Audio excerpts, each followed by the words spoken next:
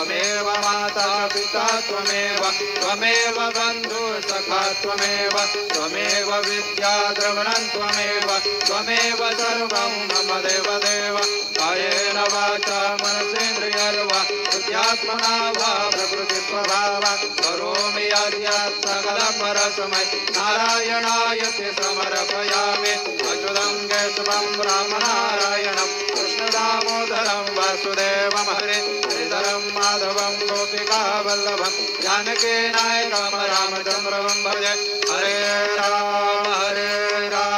राम राम हरे हरे हरे कृष्ण कृष्ण कृष्ण हरे हरे श्री गुरुदेव दत्त हरि ओम यज्ञेन यज्ञमयजन्त देवास्तानि धर्माणि प्रधान्यासन्न ते अनाकं महिमान सचन्त यत्र पूर्वे साध्या सन्ति देवाः ॐ राजाधिराजाय प्रसय्य साहिने नमो वयं वै श्रवणाय कुर्महे समे कामान् कामकामाय मह्यं कामेश्वरो वै श्रवणो ददातु कुबेराय वै श्रवणाय महाराजाय नमः ॐ स्वस्ति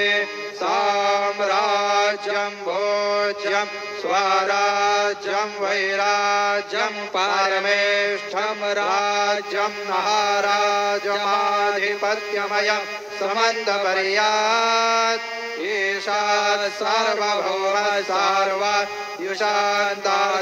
परार्धात् पृथिव्यै समुद्रपर्यन्ताय